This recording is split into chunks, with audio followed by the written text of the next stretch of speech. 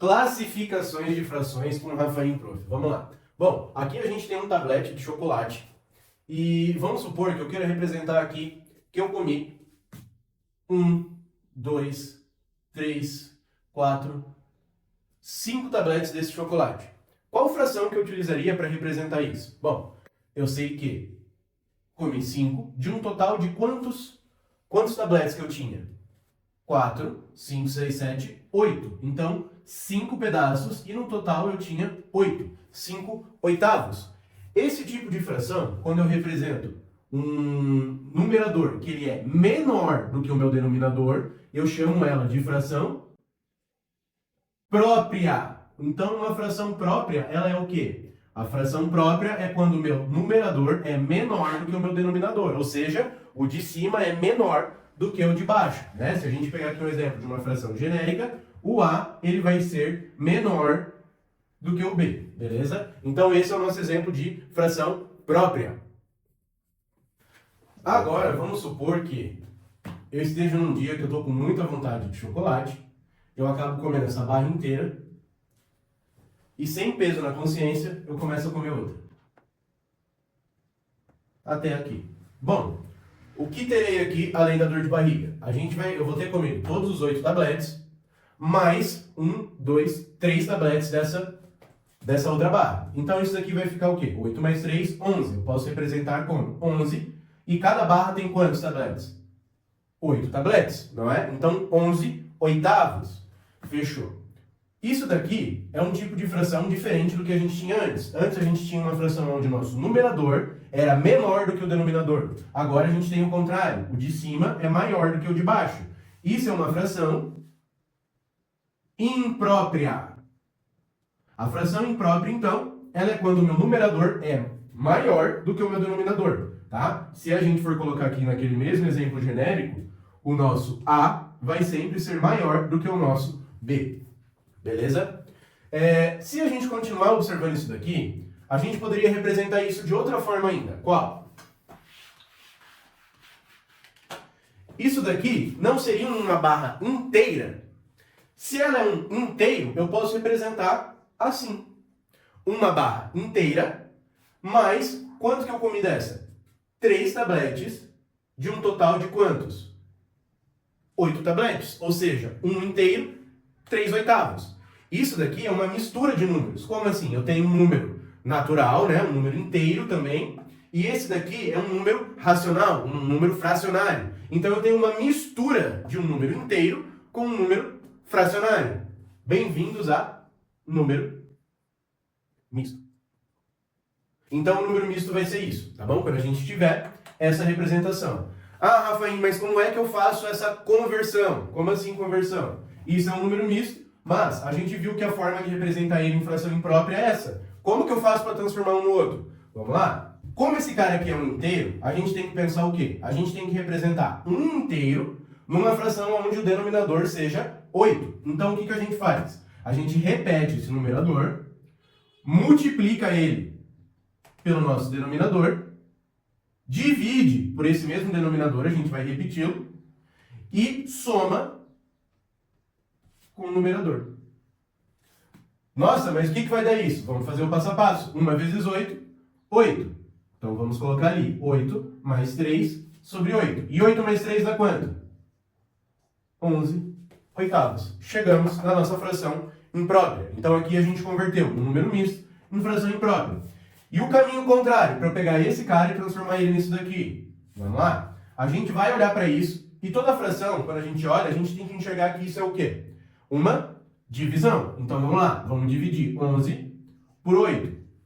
Aqui vai dar 1, porque 1 vezes 8 dá 8. A gente faz essa subtração, pega emprestado, 11 menos 8, 3. Ah, prof, agora coloca uma vírgula, um zero aqui e continuo. Não, não precisamos fazer isso. Por quê? Aqui já é o suficiente para a gente montar o nosso número misto. Então, o que a gente faz? Esse cara aqui não é a parte inteira da nossa resposta, então a gente põe aqui, um inteiro. Esse resto vai vir aqui em cima, que vai ser o nosso numerador, e o divisor é o nosso denominador. Pronto, convertemos uma fração imprópria em um número misto. Bom, continuando aqui então. Esperei um tempinho, deu a dor de barriga. mas como estava muito bom o chocolate, continuei comendo os meus tabletes. Aqui a gente poderia representar como? 16 tabletes e cada barra tinha 8 tabletes, não é? Reparem que agora é possível eu fazer essa divisão de uma forma direta. Como assim, prof? Resultando em um número natural. Por exemplo, 16 dividido por 8 dá 2. Quando a gente consegue realizar essa divisão, nós temos uma fração aparente. E essa fração aparente, ela sempre vai ter que ter em cima, no numerador, um múltiplo do nosso denominador. Por exemplo, se a gente comesse mais essa barrinha inteira, quantos tabletes seriam no total? 24 oitavos. 24 dividido por 8 dá 3. Então aqui nós temos um outro exemplo de fração aparente. E assim sucessivamente. Ah, prof, tem algum jeito mais fácil de eu lembrar qual que é se o de cima é múltiplo de baixo? Tem. É só você pensar na tabuada do seu denominador, né? Então, por exemplo, 8 vezes 1, 8, 8 vezes 2, 16, vezes 3, 24, vezes 4, 32. Então, se a gente comesse mais uma barrinha, seriam 32, né? 32 oitavos. Seria outra fração aparente, tá? Então, a fração aparente é quando o nosso numerador for múltiplo do denominador. E estava eu de boa com a minha laranja, na hora do intervalo. E aí o Cleito chegou pra mim e falou assim: nossa, prof, tô cagado da fome, preciso muito comer. Você tem uma laranja aí? Me dá metade, por favor. Eu falo, tá, Cleito, vou cortar ela no meio aqui então, vamos dividir ela no meio. Mais ou menos no meio, né? Mas enfim, metade é minha, metade é sua, fechou? Fechou. Se eu quiser representar aqui a fração que corresponde à parte da laranja que eu dei pro Cleito, eu posso falar como uma parte de um total de 2. Ou meia laranja. Aí, tranquilo. Tô eu lá no meu outro dia, sossegado, comendo minha laranja, daí lá vem o Cleitinho. Ô, prof, eu tô com a fome de 3 péricles hoje, não tô me segurando. Eu falo, pô, Cleito, tá bom. Pega mais meia laranja aí. Só que nesse dia eu tinha cortado a laranja em 4 pedaços. Então eu fui, peguei essa parte e essa parte. Qual que é a fração que corresponde à parte da laranja que o Cleitinho roubou de mim de novo? 2 de um total de 4 partes, então 2 quartos. Mas, se a gente parar para pensar aqui, ó, isso daqui e isso daqui não representa metade? Sim, ambas representam metade, mas eu representei com números diferentes. Por quê? Porque as repartições aqui estão sendo feitas de formas diferentes. Então, meia laranja e meia laranja podem ser representadas assim. Assim como, se eu tivesse cortado em 6 partes, meia laranja seriam 3 partes. Ou se fossem em 50 partes, metade seriam 25. E assim por diante. Quando nós temos frações que representam a mesma quantidade, mas com números diferentes, nós temos frações equivalentes. Então, frações equivalentes seria isso, quando a gente consegue representar mesmas quantidades com números diferentes.